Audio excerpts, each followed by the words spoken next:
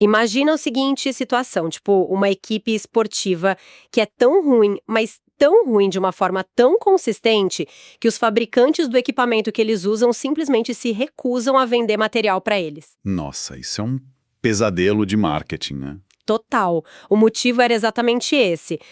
As marcas tinham um medo absurdo de que outros atletas vissem aquela equipe usando os produtos deles e, bom, isso arruinasse as vendas. É um nível de humilhação que é quase inacreditável. Com certeza. E não foi uma fase ruim, né? Não, de jeito nenhum. Foram 110 anos sem uma única vitória na maior competição do esporte deles. A gente está falando do ciclismo britânico antes ali dos anos 2000. E, olha, essa história absurda é o nosso ponto de partida na imersão de hoje. Uhum. Um ótimo ponto de partida, aliás. Sim. E a missão aqui não é, tipo, só contar uma curiosidade esportiva legal, sabe? A gente quer desconstruir uma ilusão que quase todo mundo tem sobre o sucesso. Aquela ilusão de que transformações monumentais exigem ações igualmente radicais. Aquela velha história da epifania no topo da montanha, né? Exato. A grande virada, o raio que cai do céu, todas essas coisas. A cultura popular é totalmente viciada nesse momento da virada dramática.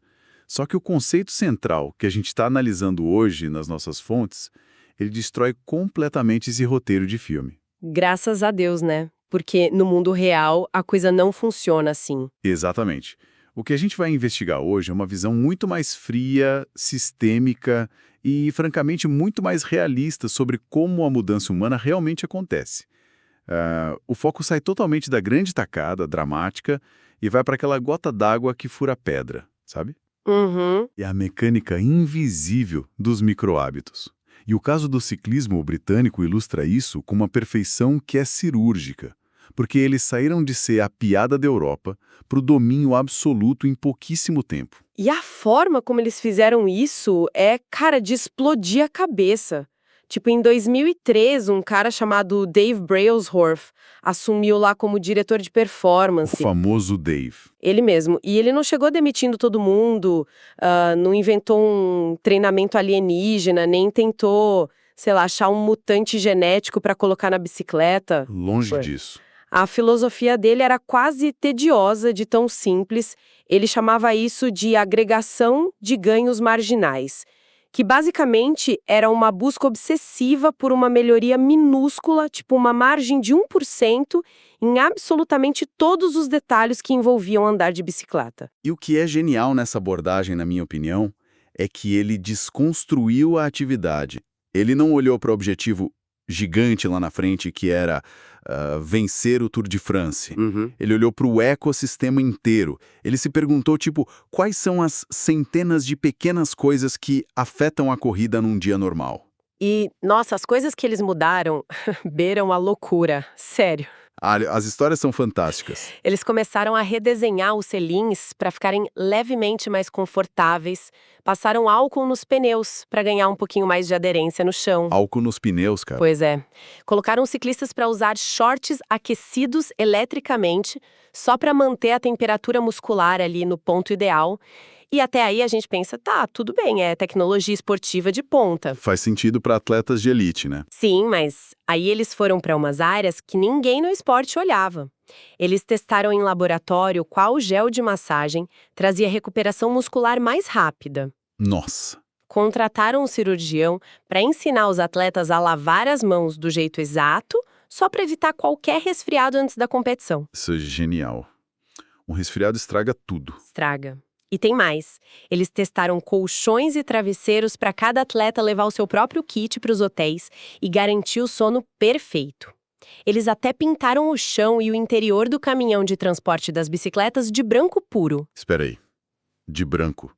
Por que branco? Tudo isso só para conseguir ver pequenas partículas de poeira que poderiam prejudicar a mecânica super sensível das marchas das bicicletas. E olha o resultado dessa obsessão toda.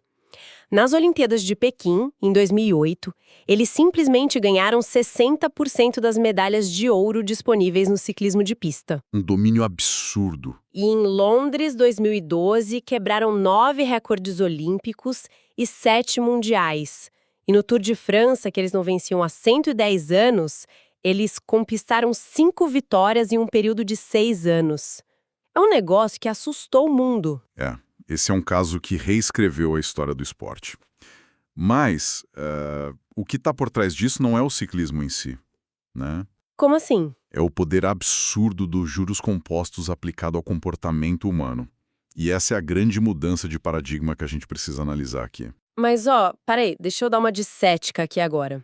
Porque pintar o chão do caminhão de branco pra ver poeira, contratar cirurgião pra ensinar a lavar a mão, cara, isso soa muito como um transtorno obsessivo-compulsivo. Eu sei, parece exagero. Isso funciona para um atleta olímpico que já atingiu o limite do corpo humano e precisa daquela, sabe, daquela fração de segundo. Mas para quem acorda às 6 da manhã para pegar ônibus, estuda, trabalha, focar nesse 1% não é um preciosismo meio inútil? É uma objeção clássica e faz todo sentido você perguntar isso. Mas é aí que a matemática do conceito entra para mostrar que não é preciosismo. Matemática. Sim, é uma lei incontestável que se aplica a qualquer cenário da nossa vida. A matemática prova que melhorar apenas 1% a cada dia durante um ano inteiro não resulta numa melhoria de 365%. Ah, porque vai acumulando, né? Exato. Por causa do efeito composto, onde cada melhoria pequena se apoia na melhoria do dia anterior. O resultado final, no fim de um ano, é que o indivíduo fica 37 vezes melhor do que quando começou. 37 vezes. Uau! Exatamente 37,78 vezes. É um salto gigantesco, exponencial. Só que está disfarçado de um passinho de formiga, sabe? E a pessoa mal sentiu esforço no dia a dia, né? Porque foi só 1%. Perfeito. E o contrário é igualmente devastador. Se houver uma piora de apenas 1% ao dia, um pequeno deslize que você repete, esse declínio leva o indivíduo quase a zero.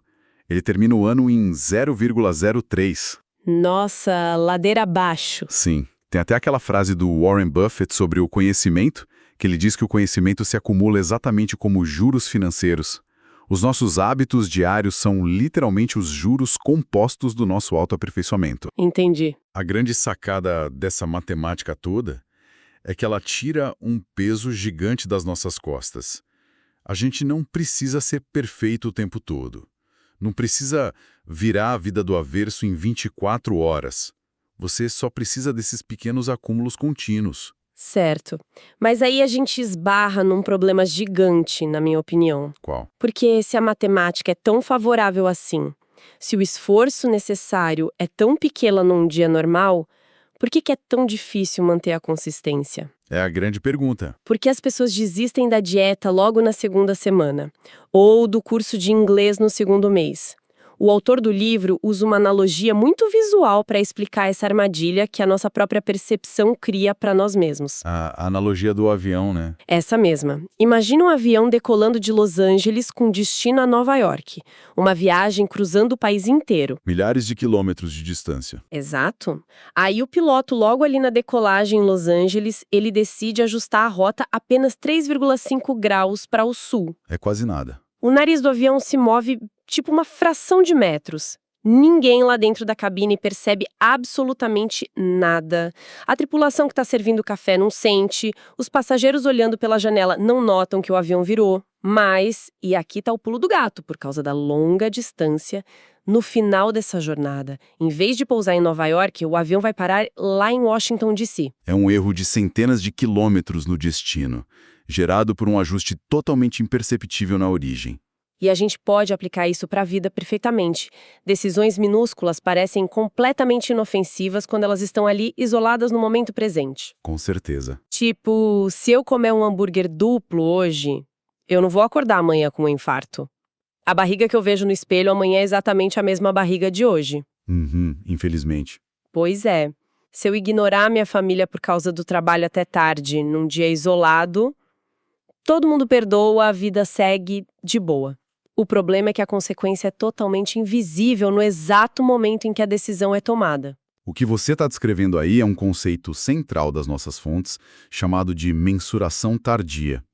E entender isso é, talvez, a chave mais libertadora dessa nossa conversa de hoje. Mensuração tardia.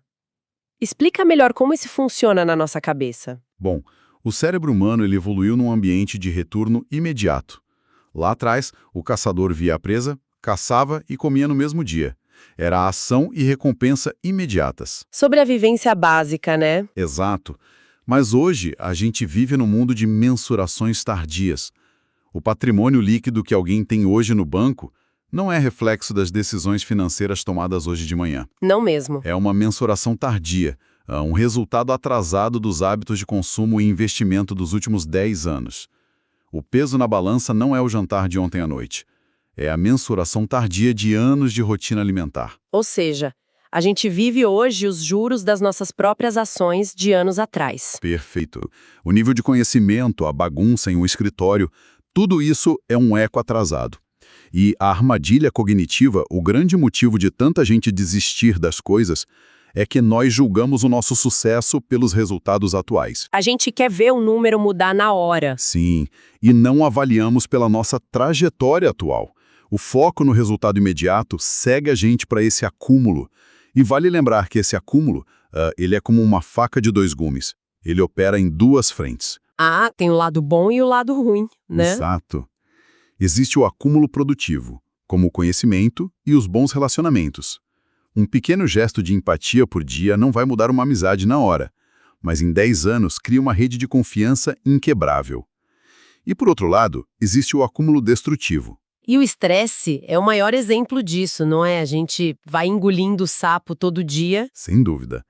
É o trânsito diário, as pequenas contas a pagar, aquela cobrança passivo-agressiva do chefe no e-mail.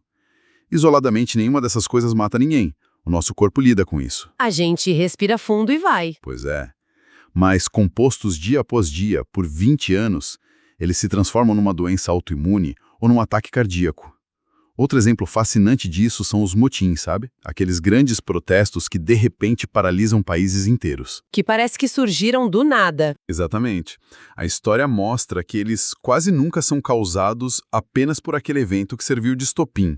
Eles são o resultado de um acúmulo destrutivo de indignação social. Anos de panela de pressão. São anos de microagressões, injustiças silenciosas e agravos diários que vão se empilhando no subsolo da sociedade, até que um evento isolado, às vezes minúsculo, cai como uma faísca e aí a indignação se espalha de forma incontrolável. É a famosa gota d'água, né? Mas trazendo essa questão dos resultados atrasados de volta para a nossa rotina do dia a dia, é justamente nesse descompasso de tempo que a gente perde a batalha, não é? Com certeza. Porque existe um período de tempo, aquele ato bem doloroso entre o esforço que eu estou fazendo hoje e a recompensa que teima em não aparecer. A pessoa vai para a academia todo dia por um mês inteiro, olha no espelho e não vê absolutamente nada de diferente. E a fonte de hoje traz uma imagem mental perfeita para entender o que está acontecendo nesse momento de frustração, que é a analogia do cubo de gelo. Ah, essa é muito boa para visualizar o problema. Imagina que a gente colocou um cubo de gelo em cima de uma mesa numa sala muito fria. A temperatura ambiente ali, e aqui a gente usa Fahrenheit, que é a medida original que o autor usa, está a 25 graus. Frio o suficiente para a gente ver a própria respiração no ar. Exato, bem frio. Aí, lentamente, a temperatura da sala começa a subir. 26 graus, 27, 28. A gente olha para o gelo e ele continua lá, intacto, duro como pedra. Nenhuma gotinha. Nenhuma. 29, 30, 31 graus. Toda essa energia térmica está sendo aplicada ali no ambiente. O esforço contínuo está acontecendo e parece que absolutamente nada mudou no cubo de gelo.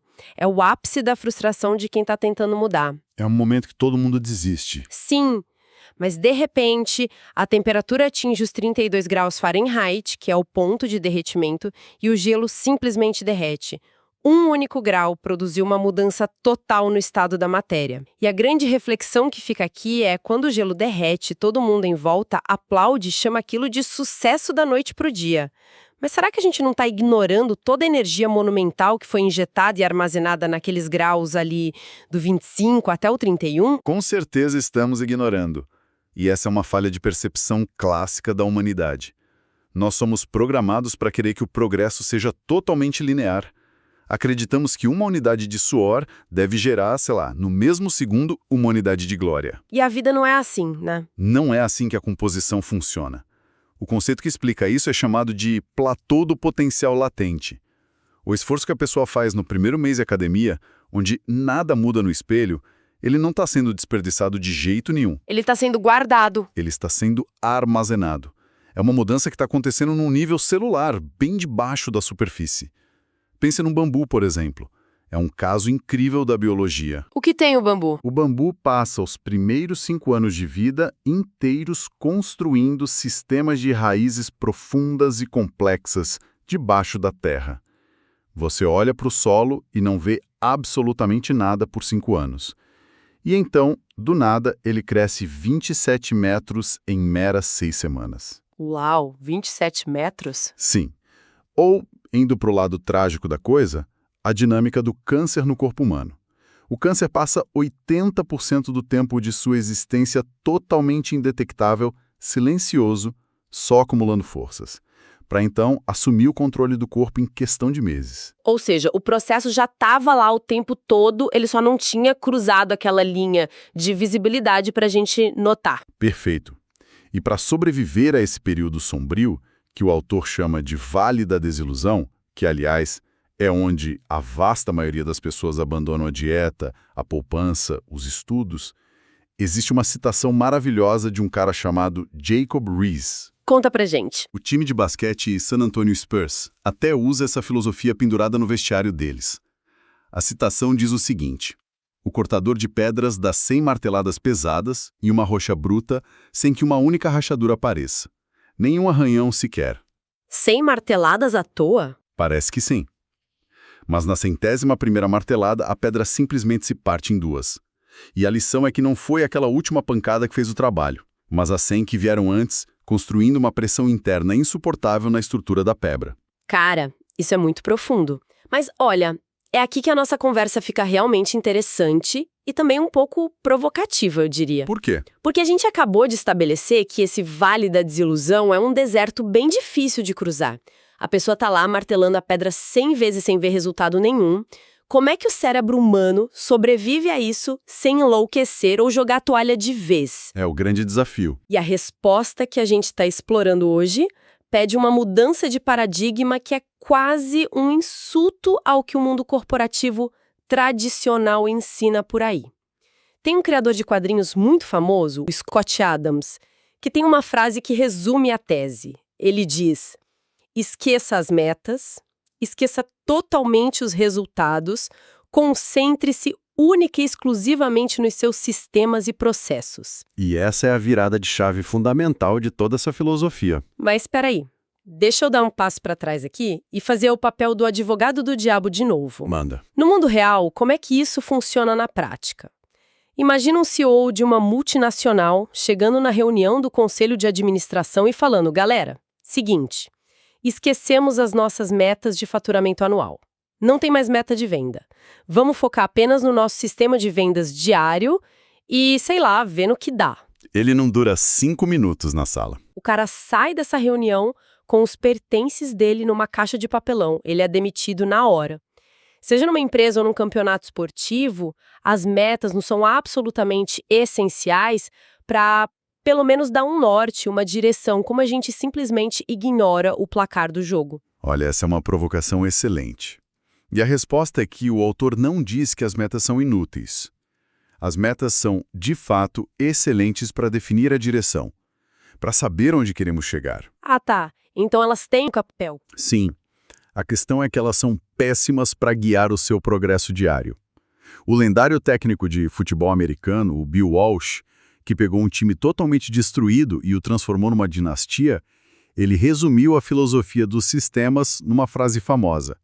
Ele dizia: a pontuação cuida de si mesma. Tipo, faz o seu que o gol sai. Isso, se você fizer as jogadas certas, o placar no final do jogo será positivo. Você não precisa ficar olhando para o placar o tempo todo enquanto corre com a bola. O problema estrutural de viver uma vida baseada e focada excessivamente em metas se divide em 4 grandes armadilhas segundo a nossa análise.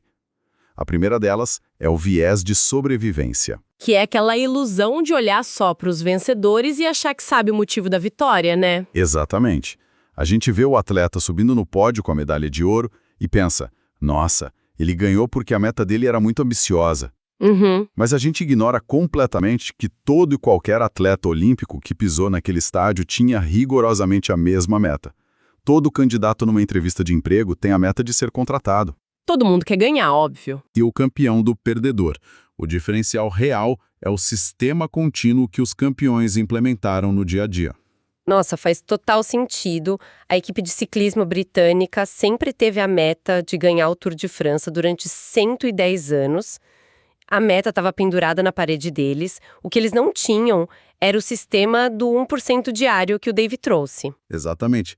E isso nos leva à segunda armadilha. E qual é o segundo problema de viver focado só no resultado? É a ilusão da mudança momentânea. Alcançar uma meta sem mudar o sistema que gera o problema é só um tratamento temporário de um sintoma. Como assim? O exemplo clássico do livro é o de um quarto extremamente bagunçado. Se você traçar a meta de limpar o quarto e no acesso de motivação num sábado de manhã você vai lá, limpa e arruma tudo. Bom, você resolveu o problema do quarto. Ficou limpinho. Por uma tarde. Mas se os seus sistemas diários, ou seja, os seus hábitos desleixados de jogar a roupa no chão e não guardar os livros de volta na estante, se isso continuar operando, em uma semana o quarto será um caos de novo. É o famoso enxugar gelo, né? Perfeito. Corrigir o resultado, sem corrigir o sistema que gera esse resultado, é enxugar gelo. Conserte o sistema de entrada e a saída vai se consertar sozinha. Nossa, isso dói de ouvir. A gente passa a vida inteira combatendo sintoma, arrumando o quarto e achando que está resolvendo a doença da bagunça, né? E esse peso constante de ter que arrumar o quarto toda hora afeta a nossa cabeça. O que inclusive nos leva direto para a terceira armadilha, que para mim, pessoalmente, é a mais pesada emocionalmente. A restrição da felicidade. Essa afeta muita gente. Sim, viver focado em metas cria uma ilusão muito perigosa de que a felicidade e a realização estão sempre adiadas para um momento lá no futuro. É a famosa síndrome do eu serei feliz quando. Serei feliz quando perder 20 quilos. Isso, serei feliz quando for promovida, quando quitar a casa. E isso cria uma visão de mundo muito binária, sabe? Cruel e restritiva. Porque ou você atinge a meta e se torna um sucesso, ou você não atinge, ou ainda está no meio do processo e, portanto, aos seus próprios olhos, você é um fracasso. É viver constantemente num estado de insuficiência. É uma cobrança que não desliga nunca. Mas, quando o indivíduo muda o foco da meta para o sistema, ou seja, ele passa a amar o processo de ir à academia todos os dias, a satisfação acontece no agora. Você tem sucesso sempre que o seu sistema está rodando ali no dia a dia. O sucesso deixa de ser uma linha de chegada inalcançável no horizonte e passa a ser o próprio ato de caminhar. Cara, que alívio psicológico isso deve dar para as pessoas. Tirar a pressão do só vale a pena se ganhar e colocar no eu estou me desenvolvendo hoje. Mas tem ainda um quarto problema com as metas que atinge muito quem consegue de fato chegar lá e cruzar a linha de chegada. Qual é esse quarto problema? O efeito ioiô. Isso afeta profundamente quem baseia toda a sua disciplina em um único evento futuro. Quando o único objetivo é cruzar uma linha de chegada, o que acontece com a motivação no dia seguinte? Ela some? Evapora. Pense naqueles corredores de longa distância que treinam como loucos por 6 meses. Eles comem direito, dormem bem, correm todos os dias religiosamente. Mas assim que eles cruzam a linha de chegada daquela maratona específica, muitos deles param de correr completamente no dia seguinte. Porque o motivo principal acabou, né? Exato. A meta, que era o combustível exclusivo deles, evaporou. O propósito de definir metas é vencer um jogo específico. Mas o propósito de construir sistemas não é vencer um jogo, é continuar jogando o jogo para o resto da vida. É o pensamento de longo prazo na sua forma mais pura, sabe? Um ciclo infinito de pequenos refinamentos. Incrível. Então, amarrando tudo isso que a gente discutiu na imersão de hoje, desde a história do ciclismo britânico até aquele gelo que demora horrores a derreter, o que realmente significa o conceito de hábitos atômicos que a gente extraiu dessas fontes? A grande síntese da nossa análise hoje é mostrar que o problema das pessoas que não conseguem mudar de vida, que tentam e não conseguem emagrecer, guardar dinheiro ou aprender algo novo, cara, raramente é uma falha de caráter. Longe disso. Não é falta de força de vontade de jeito nenhum. O erro é que Elas estão tentando operar o sistema errado, focadas num resultado gigante e distante, quando na verdade deveriam focar só no próximo 1%. Tem uma frase no texto que resume brilhantemente a essência de tudo isso.